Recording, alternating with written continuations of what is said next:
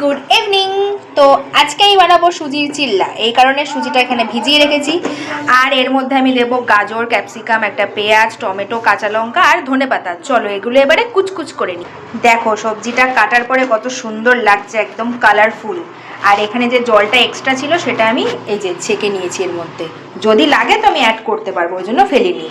এবার সবজিগুলো দিয়ে দিচ্ছি ওই ভিজিয়ে রাখা সুজির মধ্যে।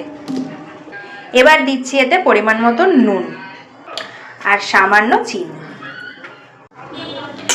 এবার এটাকে মিক্স করে দেখি, যদি জল লাগে তাহলে আবার একটু জলও দেবো। তারা মিক্সটা করে নিই, তারপর তোমাদের আবার দেখাচ্ছি। এই দেখো আমার ব্যাটার পুরো রেডি হয়ে গেছে। আর এই যে ফ্রাইং প্যান বসিয়ে দিয়েছি, এদিকে আমার তেল গরম হয়ে গেছে। প্রথমে একটা ছোট্ট দিয়ে দেখি, বাবারে প্রথমে দেওয়াটাই তো কি খারাপ হলো। অ্যাকচুয়ালি প্রথমে দেওয়াটা এরকমই হয়, দেখি কেমন হয়। ফার্স্টেরগুলো এরকমই হবে, পরেরগুলো সুন্দর গোল হবে আশা করছি। দেখি এবারে এই পিঠটা হলো কিনা। এই হ্যাঁ, ঠিকঠাক উল্টাতে পেরেছি, সবে সাইড হয়ে গেছে।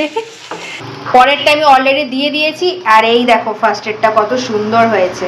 চল এরমভাবেই সব কটা বানিয়ে নিই। তো এই হচ্ছে লাস্ট, এইখানে 3টে হয়ে গেছে আর এখানে কিছুটা রেখে দেওয়া হচ্ছে, কারণ বাবাকে বানিয়ে দেওয়া হবে। এখন আমার আর মায়ের জন্য এই 4টেই এনাফ। বসে পড়েছি টেবিলে, আর 2 রকম সসও নিয়ে নিয়েছি। চলো এবারে আমিই টেস্ট করি ফার্স্টে যে কেমন হয়েছে। 2টো সসই নি, একটা একটা করে নেব না। চলো এবার খাই।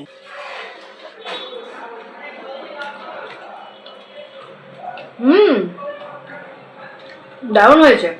আর এতে লঙ্কা না দিলে বাচ্চারাও খেতে পারবে, ভীষণই হেলদি, কারণ অনেক সবজি আছে আর সুজি দিয়ে।